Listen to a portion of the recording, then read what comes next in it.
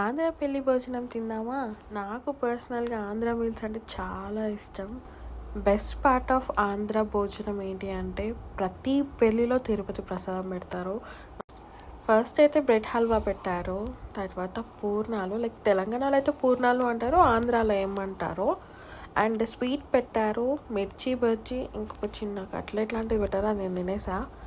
Ketchup and టమాటా పచ్చడి, మామిడికాయ పచ్చడి అండ్ అరటికాయ ఫ్రై, అదైతే చాలా బాగుంది.